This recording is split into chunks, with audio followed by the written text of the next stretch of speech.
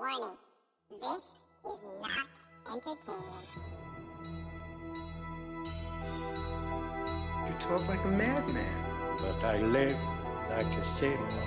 What you don't understand is that it's better to die on your feet than to live on your knees. You have it backwards. It's better to live on your feet than to die on your knees. I don't have to tell you things are bad. Everybody knows things are bad. The dollar buys a nickel's worth. Banks are going bust. Shopkeepers keep a gun under the counter. The air is unfit to breathe. Our food is unfit to eat. It's like everything everywhere is going crazy, so we don't go out anymore. We sit in the house, and slowly the world we're living in is getting smaller, and all we say is, please, at least leave us alone in our living room. Let me have my toaster and my TV and my steel-belted radios, and I won't say anything. Just leave us alone. Well, I'm not going to leave you alone. If the doors of perception were cleansed, everything would appear to man as it is, infinite. For man has closed himself up till he sees all things through narrow chinks of his cavern.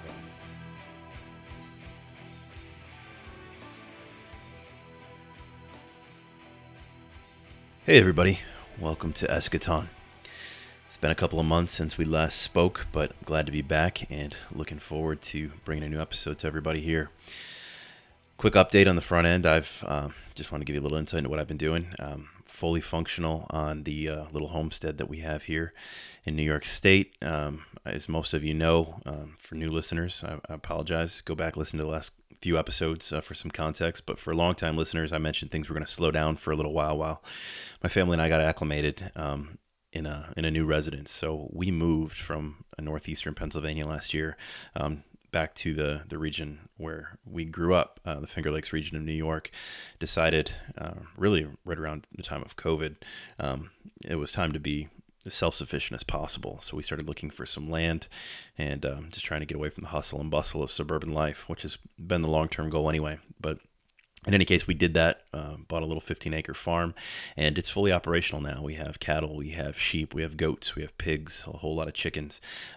Processed 27 meat chickens just a couple of weeks ago to fill the freezer. So we've been learning. It's been a learning experience, a lot of hardships along the way and some heartbreak with losing animals. But all in all, it's been a very, very positive experience. And I apologize for the delay, but, competing priorities between that life and, work and other circumstances. But we're back now with a new episode today, which I've been pondering and working on for some time, trying to bring you guys some classic eschaton content in terms of, the subject matter. So I want to get back into some comparative religion today from a completely, objective standpoint. I'm not trying to interlace this with theology as usual. I want you to be able to draw your own conclusions. But this is something that's been near and dear to my interests as of late because I think it meshes so much with the current moment we find ourselves in. I've been reading articles for a couple of years now, and I kind of assumed it would continue to pick up some traction, and it has. I've been reading articles that a lot of the younger generation, and even some folks in Gen X and millennials now, elder millennials, are kind of reverting back to, I guess you could say ancient, but I don't really think of it as being ancient, but more traditional or regional religious practices. So, you could call it paganism. That word carries so much baggage in the West, but I don't mean it in any derogatory sense. When I say pagan, I just mean of the land. So local religions, especially in Europe, though. They've been making a comeback over the last decade, especially in Norse culture, Scandinavian culture, but really throughout Europe. You're seeing a reversion back to some of these old traditions rooted in the religions of those lands. I think some of it was kind of just in vogue with like the Avengers movie Thor and some of that stuff, really catching on to the cultural zeitgeist and piquing an interest into the age of heroes and some of these heroic man-like gods, not only in Scandinavian pantheons, but also, in the Greek and Roman pantheon, which are all the same things with just different names, in my opinion, Egyptian for that matter as well. But those things have been in vogue lately, and kind of leads, anytime something like that happens, it makes me wonder, what's the reason, what's the cause that is making this affect a reality. And, that kind of sent me down a rabbit trail of, why some of these things are getting popular again, but also sending me down a trail of pursuing the stories of some of these myths and the backstories of some of these gods, which if you've been listening for any period of time, my view on a lot of these characters is that they were flesh and blood men and women like you and me who lived, and, they might have been very influential or very powerful during their physical life, and they became legend upon death, and their people idolized them, and ultimately that solidified into a form of worship, and full pantheons being resurrected around some of these folks. Snorri Sturluson, for example, who's a Scandinavian writer in the 12th or 13th century, don't quote me on that, it might be the 11th century, he basically said that this was the case with folks like Thor and Odin, that they actually lived in the Middle East, which is I find very interesting, and migrated to the Northern European territories, and did amazing feats in their lifetimes, and ultimately when they died became worshipped as gods. I think that kind of explains the genesis for a lot of the deities that we see in ancient culture. But nonetheless, I don't want to go down that path today. We've been down that path, and you can go back to listen to earlier episodes where we talk about that. What has been kind of at the forefront of my mind as of late that I wanted to talk about on this podcast is some of these specific deities and their attributes that were worshipped in the distant past that are now kind of making a resurgence. Maybe not yet in name, but in what they represent. And one in particular that I want to talk through today is a Phoenician god. And if you're familiar with the Phoenicians, we can thank most of the trade and the cultural interaction of the ancient world to the Phoenicians, the alphabet as well. A lot of the reason why the modern world looks the way it does is because of the way the Phoenicians engaged that ancient world. They were amazing seafarers, they were traders, and they traded not just physical goods, which obviously they're known for, but also ideas. So I think a large part of the reason why you have common myths and common stories, creation stories and origin stories of culture existing all around the world, similar themes such as the flood myth and stories similar to the Tower of Babel, things like that. A lot of that I think comes from the Phoenicians because they were at this breadbasket of civilization at the dawn of history, not too far from Mesopotamia. So they had that common thread, but they also traveled around the world and reignited and exchanged some of these ideas. And I don't think that it counts for all of it, but I do think there's evidence to suggest that it accounts for much more than we give it credit for in the modern world. Like, for example, we have ziggurats in Central and South America that very similarly resemble ziggurats that have been uncovered in Mesopotamia and parts of the East. I don't think that's a coincidence. I think that technology and that knowledge was taken abroad by the Phoenicians and others like them. I think that we greatly underestimate the capability of our ancestors as seafarers and travelers, and I do think the Phoenicians made it to what are now the modern Americas. Pretty much beyond a reasonable doubt, I think that's the case, that they made it to North and South America in the distant past. And that's why some of these technologies exist all around the world, and some of these architectural methods exist, whether it be in Central America or modern-day Iran. But in any case, the Phoenicians also had their own ideas about gods, and they worshipped by different names, of course, some of the same deities that you would see in the Greco-Roman pantheons, as well as some of the earlier Akkadian and Sumerian pantheons. So whichever one comes earliest, you could say, logically, it was probably the closest thing to the real person or the real god who lived. I'll let you make that decision for yourself. But in any case, the attributes are striking for some of these entities, and I'll call them entities for the most part, so as to avoid making a commitment where I really don't have a strong opinion as to who they were. Some might say they were spirits or demons. Others might take the view that I just proposed, which is that they were humans who died and became deified. It could be a combination of the two, or maybe something else entirely. I'm not sure. Something as far out there as ancient alien theory, for example, that they were extraterrestrials.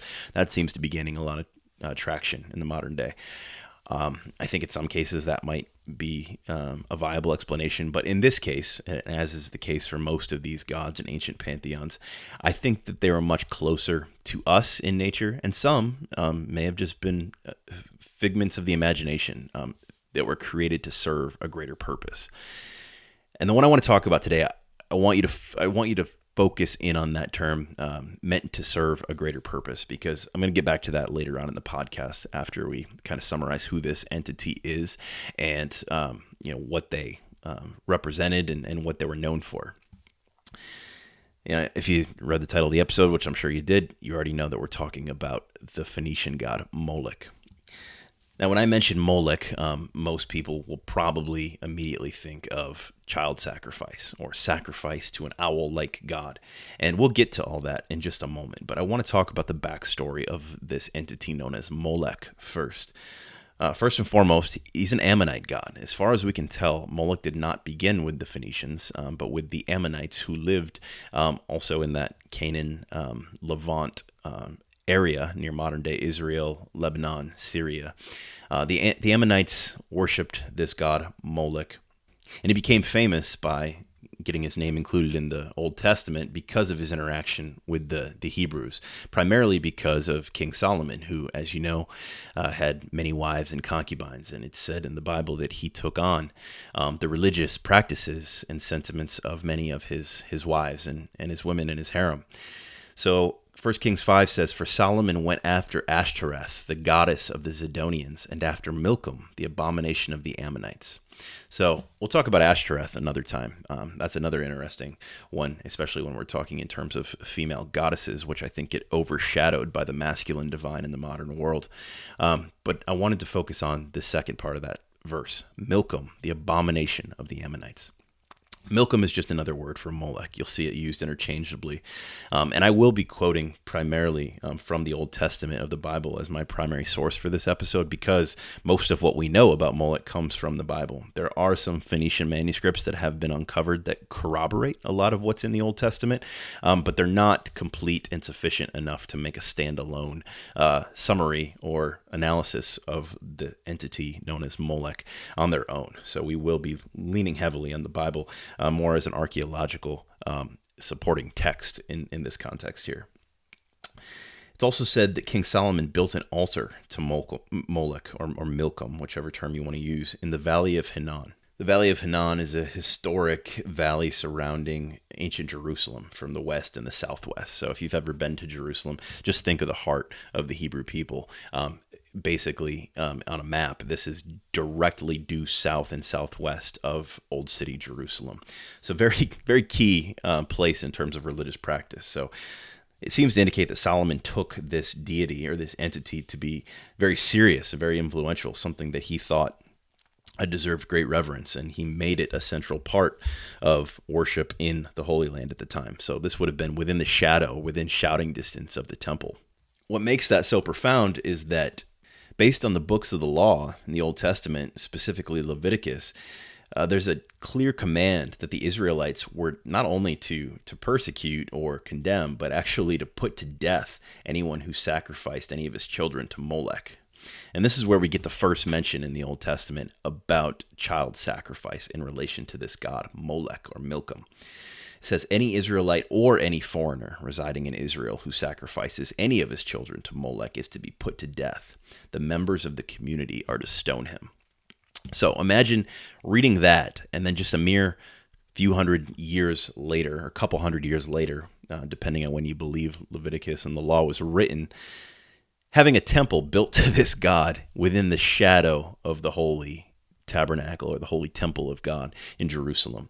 It seems contradictory at best, right? At worst, it seems blasphemous. And ultimately, this would come to a head several generations later with Solomon's descendants. But for the time being, the Hebrews had to reconcile what they believed, to be the law given by their God, Yahweh or El, with this abominable practice of sacrifice tied to the god Molech. We'll get into more detail on that in a little bit, but before we do, I want to dive into Molech more as an individual and the background from which he comes from, and then this barbaric practice of human sacrifice and why it was tied to this god Molech. In particular, it was young boys who were said to be sacrificed to Molech. The youth, the vitality of an infant child would be given to Molech, and this was to represent the best offering. Sons were desirable in that age because, they would carry on the father's legacy. They would inherit the father's goods. They would be farmers and carry on the business the trade was. They would be farmers and tradesmen and carry on the business and activity of their fathers. So sons were very desirable. So to have a young boy full of vitality and life sacrificed in the fires to this god Molech was a representation of the highest sacrifice. This was not a small offering. Punic texts uncovered in 1935 actually speak of children offered as a milk offering. So the key word here is as an offering, not to, but as. A lot of people have been hung up on this to the point of even saying that Molech wasn't an individual, but it was a specific type of offering, an offering that may have even been made to another god, such as Yahweh or Baal. Now that gets you into some really interesting territory, because then you're assuming that maybe the Israeli god was receiving human sacrifice at this point in time in history, or it could have been to Baal, which is often presented as the greatest rival to the Hebrew God, but sometimes also as an earlier incarnation of him as well. In any case, it seems to fly in the face of everything the Bible says about who Molech was. The Phoenician text says specifically the children were offered as a milk offering, or a type of sacrifice, rather than to Molech as a deity by that name. The way most modern scholars get around this and interpret this is that both could be true. It may be that a milk sacrifice, MLK, is a type of sacrifice because it was such common practice. Just as we would say, can you get me a Kleenex instead of a tissue? Because Kleenex has such a monopoly over the tissue brand that we just use the two interchangeably. There may be better examples, but that's the one that immediately comes to mind. In any case, the point I'm trying to make here is that the Phoenicians referred to it as a type of sacrifice, I think not because it wasn't to an individual by the name of Molech, but because it was so commonplace that it kind of took on a life form of its own in terms of how it was done. Now, traditionally, we see the Molech sacrifice from the records that we do have as a sacrifice to an effigy, a wooden statue of the god whose hands would be cupped and outstretched, and the flames would exist there in the hands, and then the child, either living or dead, there's some debate over that, but most assume still living, was placed into the furnace, into the fiery hands, and it would be consumed. I don't want to get too graphic. I mean, you can put two and two together, but this was a form of, infanticide, of murder. But for the purpose of sacrificing to their god in exchange for favor from that god. Most of what we know in terms of how frequently and where this was practiced actually doesn't come from the Phoenician cities of Sidon and Tyre in the Levant region, modern-day Lebanon. It actually comes from Carthage, which is one of the Punic Phoenician cities. And when I say Punic just means Phoenicians who don't live in Phoenicia proper. The Phoenicians, as I said, were seafarers. They set up a colony in modern-day Tunisia, Tunis, North Africa, which is where ancient Carthage resided. And this is where, Hannibal, who led the Carthaginians against the Romans several hundred years later, launched from. I mean, this was a major power at this time on the Mediterranean Sea and in North Africa. Now, Carthage is no longer there. It has since been destroyed. If you've heard about the Punic Wars between Rome and Carthage, you know that story. We won't go down that path today, but I just want you to know from a geographic perspective where a lot of these sacrifices were taking place. Because when I say Molech, a lot of you are probably thinking Middle East, like ancient biblical era, people walking around in sandals and sheepskins and not having any common sense, and this being the distant past. That's couldn't be farther from the truth. Carthage was a very well-developed cultural city at its time. It was considered a rival to Rome, not only a military superpower, but a cultural one as well. These people were of very sound mind, very logical, very intelligent, and yet they were still sacrificing their sons and perhaps their daughters to a god by the name of Molech in a ritualistic practice. Some do think that Molech actually has its ties in Hebrew culture. I don't think that's the case. Again, I don't want to interject my opinion in this too much, but the reason for that is because the Hebrew word Molech actually means king. So some people think Molech is actually a reference to a high power, a spiritual king worshipped by the Phoenicians that the Hebrews actually derived the word king from. I think it could just be a matter of grammar, of linguistic similarities between the cultures, given that the Phoenicians and the Hebrews basically derive from the same tree root, and those branches could take different forms that appear very similar. But I think it does lend insight into the possibility that Molech may have been worshipped as some sort of divine king, a higher god, for this reason. Many modern scholars argue that the milk sacrifice, as I said, was to Yahweh and or Baal. And if that was the case, then it was just merely a type of sacrifice to one of these supreme deities. But the reason why that does not seem to be the case is because every verse where he's mentioned in the Old Testament speaks of Molech as an entity, a spiritual entity in and of himself. However, there is one passage in the Old Testament that does seem to suggest that it could have been a type of offering to a different god and not to Molech proper, or maybe to assume Molech was the same entity as another deity. And that deity is Baal, who is the Canaanite god, who is set up in the Old Testament, especially in the books of Kings and Samuel, as the opponent to Yahweh. We see Elijah actually dealing with this Canaanite and or Palestinian worship of this god Baal. But Jeremiah talks about it as well. And when Jeremiah is talking about the sacrifice of children to the fire, he does not use the word Molech, at least not in this context. He refers to the sacrifices being to Baal. He says, quote, "They have built the high places of Baal to burn their children in the fire as offerings to Baal. Something I did not command or mention, nor did it enter my mind. So beware, the days are coming, declares the Lord, when people will no longer call this place Topeth or the valley of Ben Hinnom, but the valley of slaughter. In this place I will ruin the plans of Judah and Jerusalem. I will make them fall by the sword before their enemies, at the hands of those who want to kill them, and I will give their carcasses as food to the birds and the wild animals. I will devastate this city and make it an object of horror and scorn. All who pass by will be appalled, and they will scoff because of all the wounds. I will make them eat the flesh of their sons and daughters, and they will eat one another's flesh because their enemies will press the siege so hard against them to destroy them. Then break the jar while those who go with you are watching, and say to them, this is what the Lord Almighty says. I will smash this nation and this city just as the potter's jar is smashed and cannot be repaired. They will bury the dead in Topeth until there is no more room." End quote. Now, if you know Jewish history, you know that this was fulfilled by the sacking of Jerusalem by Nebuchadnezzar. When the Babylonians came, they utterly destroyed the city. And what Jeremiah is saying here is that this was a divine judgment because the children were being sacrificed to Baal in the valley of Hinnom, which, as I mentioned, is just directly south and southwest of ancient Jerusalem, the religious center of the Hebrew people. Now, you could blame this original sin on King Solomon, and it was ultimately paid for by his ancestors.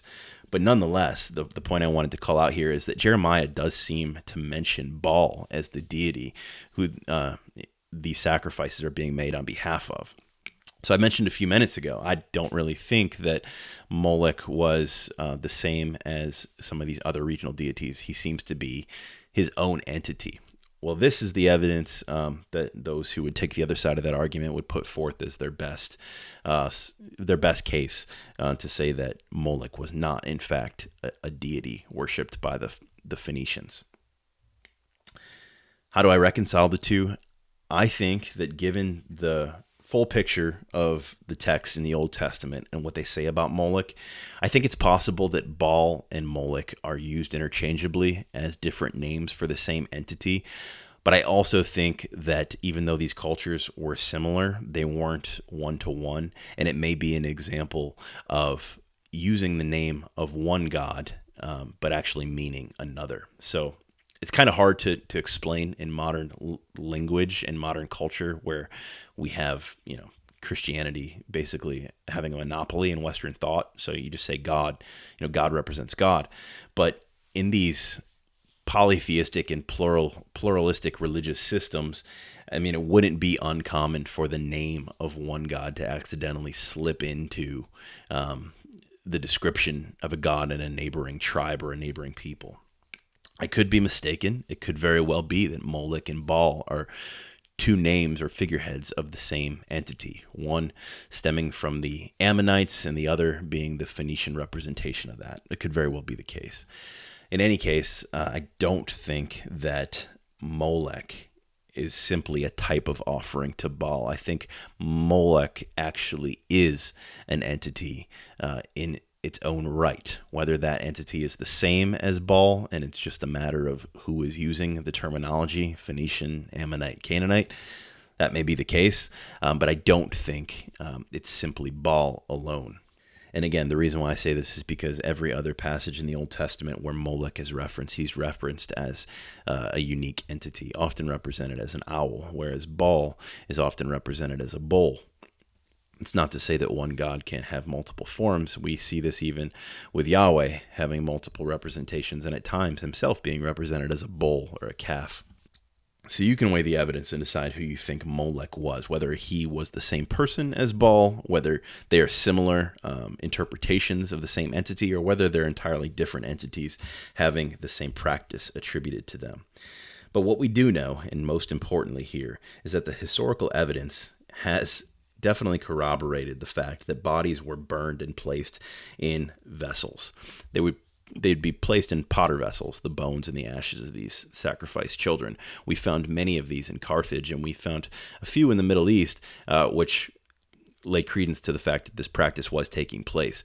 So that makes the imagery that Jeremiah puts forward very profound, because as you recall, in verses 10 and 11 there, he breaks a potter's vessel and destroys it. And he says, just in the way this vessel was destroyed, this city will be destroyed.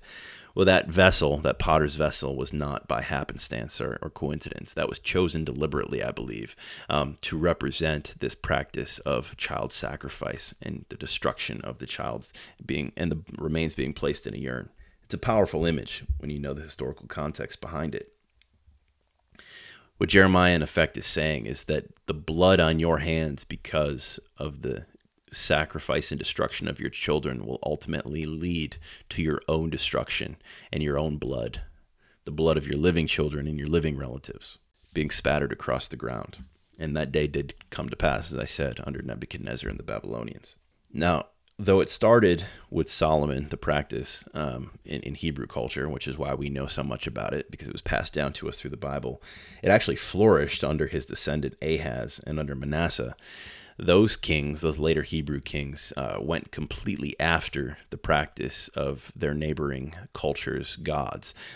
They would regularly offer sacrifices to Baal, to Molech, by sacrificing their children. And it wasn't until King Josiah that the practice was ultimately abolished and the Hebrew culture was restored under the Pentateuch, the law offered in the time of Moses. But for hundreds of years, Israel lived under this duality of worshiping Yahweh, who was represented first through the tabernacle, then the temple, but without any physical image in most examples, only to be contrasted alongside the worship of these foreign gods, namely and most significantly Baal, who we know had children sacrificed in his name, along with Molech in the same. The question remains, who was Molech? I'm going to move on from the conversation of whether or not Molech and Baal are the same, and I'm just going to use the word Molech from now on for the rest of this episode, and I want to dive into this question of who he was and who he represented.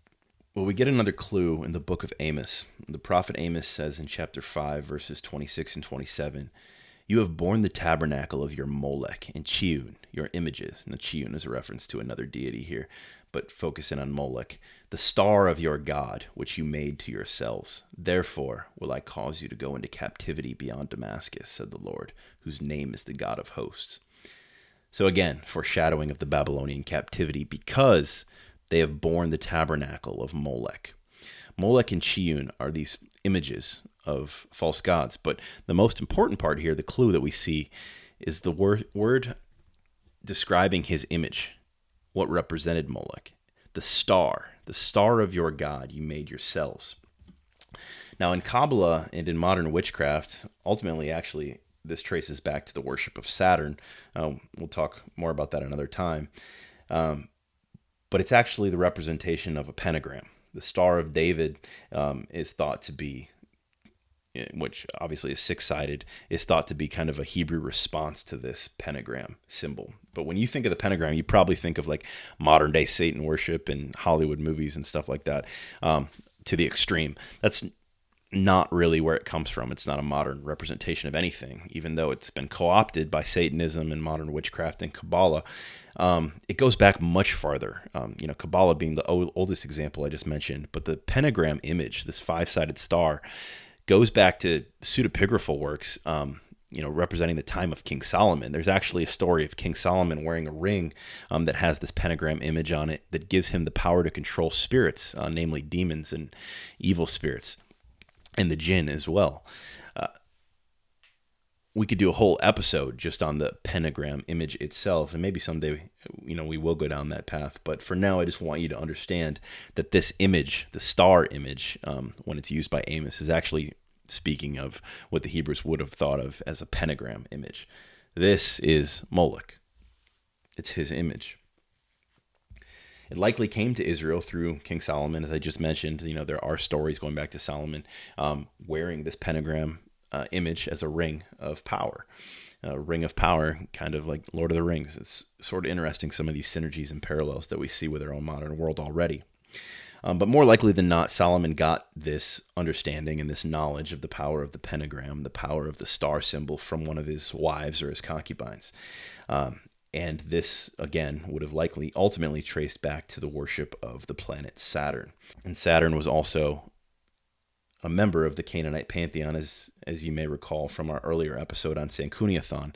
And if you haven't listened to that, I would highly recommend it, because the fragments of Sankuniathon's writings that remain lend a lot of credence and insight into this idea that these pantheon of gods, these pantheons of deities, actually all stem from one another. And it's very likely that the Phoenician one is the source or the root from which all the others stem, namely the Scandinavian, the Egyptian, the Roman, the Greek, you name it.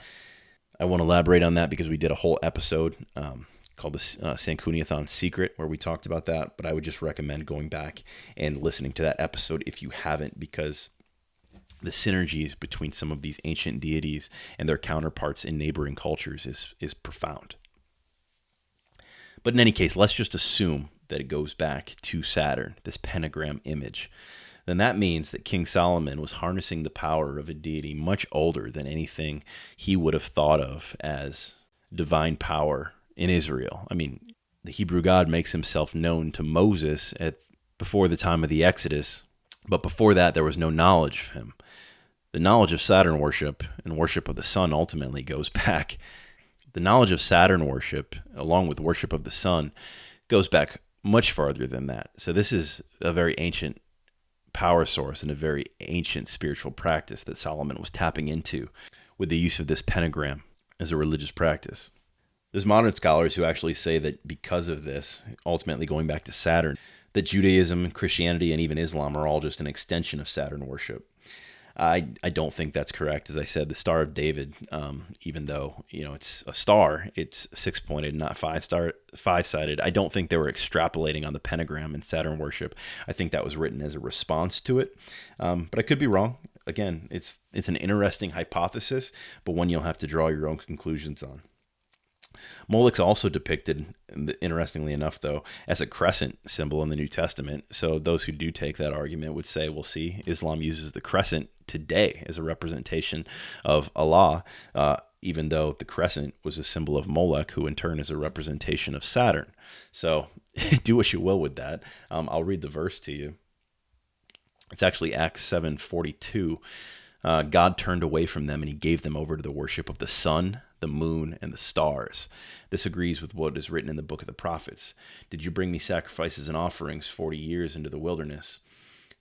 People of Israel, you have taken up the tabernacle of Molech and the star of your god Rephan, the idols you made to worship. Therefore I will send you into exile beyond Babylon. You have taken up the tabernacle of Molech and the star of your god Rephan.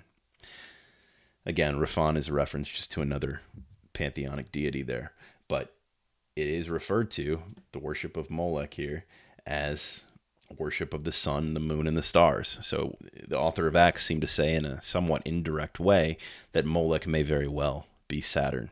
And the fact that the crescent moon is still a symbol in Islamic religion and religious practice, just adds more fuel to the fire here. In astrology, Wicca, and Kabbalah, the hexagram represents Saturn. even to this day. So that lends farther support to it. And Remphan, the other god who I just mentioned in that verse, alongside Molech, he's actually the Coptic name for Saturn. So argument could be made that this is two manifestations of Saturn through different cultures, which is what I was saying earlier about Baal and Molech as well. So it could be another example of it here, where Remphan and Molech are actually both representations of Saturn, just different words for different cultures. Just like one culture might refer to the devil by one name, another might refer to him by something else. And again, referring back to the star image in the Old Testament, which became the Star of David, they typically use the book of Numbers, chapter 24, verse 17, which says, I see him, but not now. I behold him, but not near. A star will come out of Jacob. A scepter will rise out of Israel, and he will crush the foreheads of Moab, the skulls of all the people of Sheth. A star will come out of Jacob. So some people, most Jews, say that that's the origin for the Star of David, that this was a star unlike that pentagram star, which was associated with Saturn. I could see people taking both sides of that argument, saying the star that would come out of David is no different than what Acts says is the worship of the moon, the stars, and the sun, and basically saying that it is just another interpretation of Saturn. But I think what this is meant to symbolize is often what the Bible does is it takes the promise of a Messiah and compares it against the object that it's being contrasted to, and basically uses that same imagery. So in this case, the star coming out of Jacob would be a reference to the Messiah, to the Jews, an unidentified Messiah, but to Christians, Jesus Christ. And they would say that this star is actually, the triumphant star over the actual quote unquote star of Saturn. So just a play on words there and imagery. I think it lends credence to the fact, that this is something different than the worship of Saturn. It's looking forward to the promise of a triumphant Messiah. But again, I could see why people would take the other side of that and say, no, look, this is no different. The Hebrews were also just worshiping a representation of a star god. And that's the background of Molech. I could, again, go way down the rabbit trail of the archaeological evidence, but I think you get the picture and the gist of it with what we've talked about so far. That brings us up to the meat or the crux of the episode, where there's less reliance on history and archaeological discoveries and more inferences into the moment we find ourselves living in right now. But I think this is the content that you guys are here for. You can get the history lesson elsewhere, and others will probably do a better job of it. What I want to do is draw a parallel to the 21st century, the moment we live in right now, and the strange times we find ourselves living through. On one hand, this is the most materialistic of all ages. Scientism has become a religion where we no longer lay credence to any sort of spiritual or supernatural phenomenon. At least we don't do it publicly. It's a private matter now. Most people look to materialism as their guide, and they think that science provides and will provide answers into the future onto the origin of matter and the purpose or the telos of mankind, if there be one at all. But when you peel back a couple layers of the onion, you realize that those who sit at the highest level of power don't see the world that way at all. It's a facade, one for you and I to live by, but they themselves still very much revel in the ancient ways. I was talking about a resurgence of paganism at the beginning of this episode, and it is happening for the common man. There has been a resurgence of the worship of gods like Odin, goddesses like Isis, Athena, and in some ways we never got rid of it. Even seeing echoes of these deities in Christian holidays like Easter with the representation of Astara. But I think if you put a gun to somebody's head and ask them to confess their true beliefs, I think this is more superficial on the surface. In some ways, I think it's a response to the shortcomings and the disappointment people have found in mainstream religions like Christianity, for example.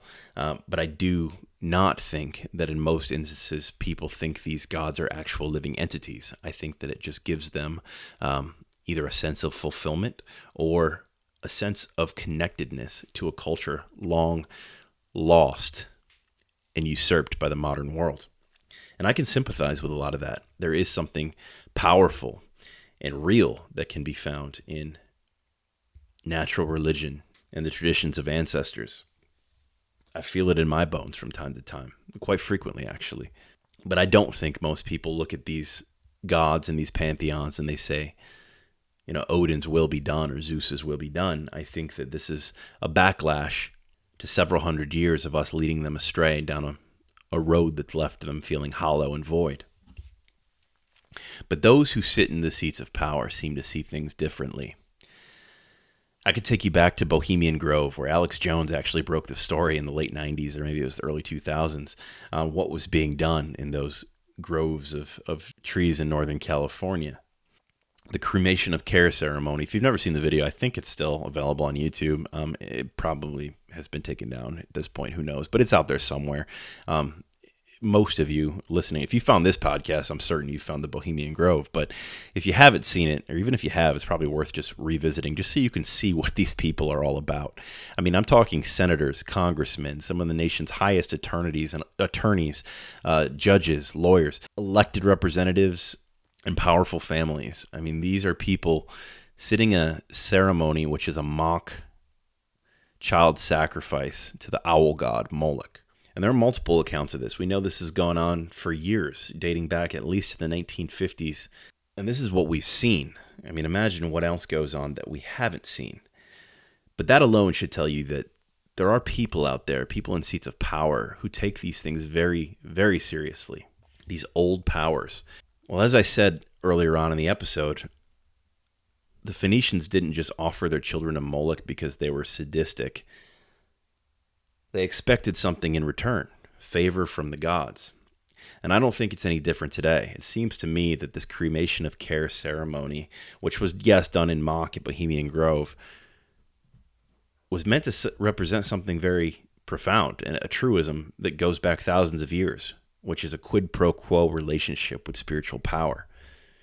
And maybe that's an evil spiritual power. I mean, my personal opinion is that any God requiring sacrifice of a human being, especially a child, is not benevolent. But just because he's not benevolent doesn't mean that he can't give you power, the power that you seek. And I think that elsewhere in the world, these ceremonies are not representation, mock cremation of care type ceremonies. I think they actually do still take place. Call me crazy, but based on what we've all seen from elected representatives, from people who sit in seats of power, would you truly, if you're being honest with yourself, be shocked to find that these people were practicing any sort of ritualistic sacrifice? I mean, we know that pedophilia rings have existed at the highest levels of government. The Jeffrey Epstein story, or lack thereof, should speak volumes in that regard. I mean, his clientele list is a who's who of political power. The folks who have been on that plane and gone to that island are people of top corporations, people of high legal standing, attorneys, as I mentioned before, and also presidents of the United States of America, as well as Hollywood actors and the like. So I wouldn't for a moment be surprised, and I certainly wouldn't put it past the people that I mentioned for them to be practicing these ceremonies and to be taking them very seriously. Children go missing every single year, never to be heard from again. And most of it's hush-hush, it's small scale, one here, one there, not enough of a pattern in any specific place to draw any correlation, at least not for the most part.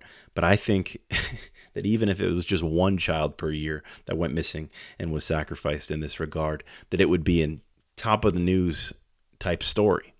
It just will never make it to the public. But I do think these things have happened and continue to happen, and the Bohemian Grove situation is just an example of that. The other thing that I find profoundly interesting, and this one may ruffle some more feathers, but I want you to hear this, and then you can interpret what I'm saying however you want and say what you will about your own opinions on the matter or what you think of my opinions. I really don't know that I have a strong enough opinion to make a dogmatic claim here on this, but I do think the parallels are interesting.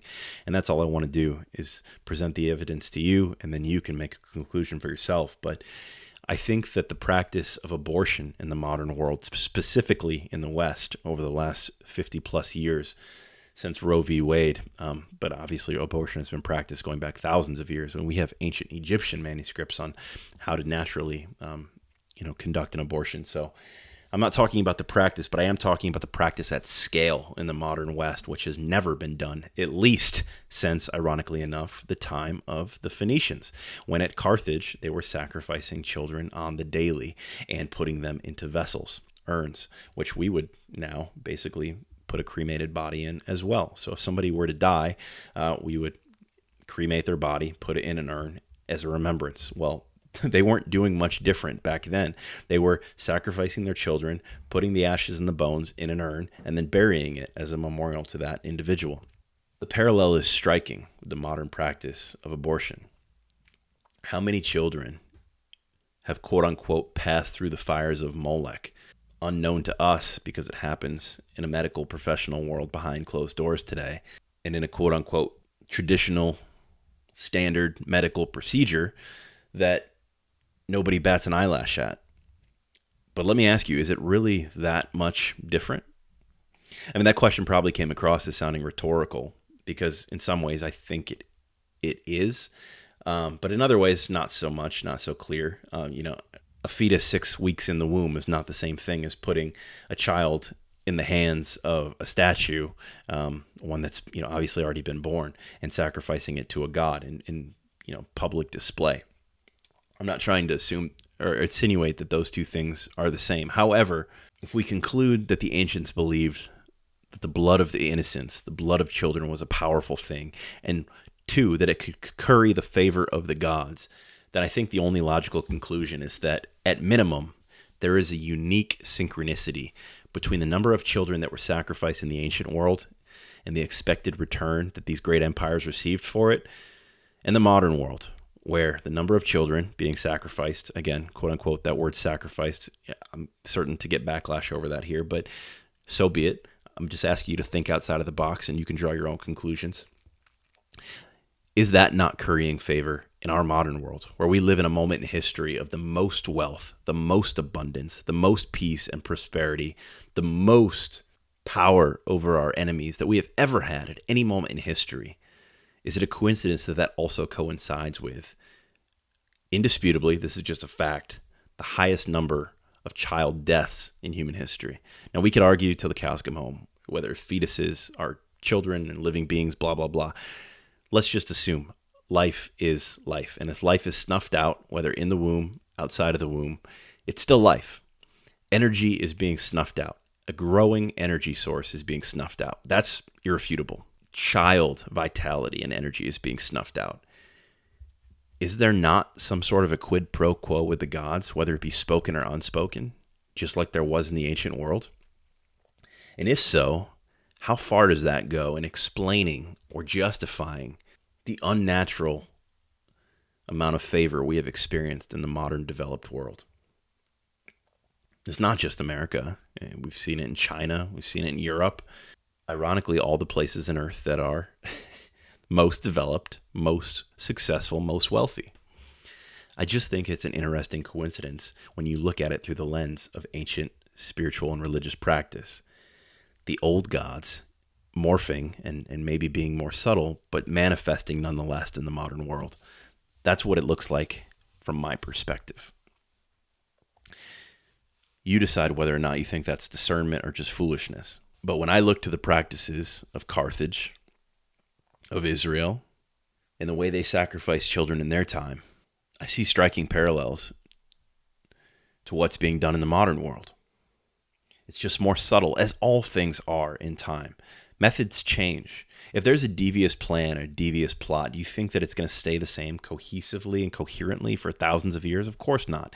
If you want to keep people falling into the same pit holes, you have to disguise those pit holes. And I think that's exactly what's happened here. And I think in a subtle way, some of these old spiritual powers like Molech, Baal, Saturn, whatever you want to call them, one and the same or all different, I think that they have made their presence known in the modern world without us ever even catching a whiff of it.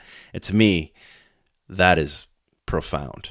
Profound to the point it should cause all of us to step back and reflect. So often we think we're doing our own bidding and doing what's in our own best interest, when in reality, we're doing the bidding of another without even knowing it. And I think that was the case for King Solomon in his time. And I think it's the case for us today, unfortunately.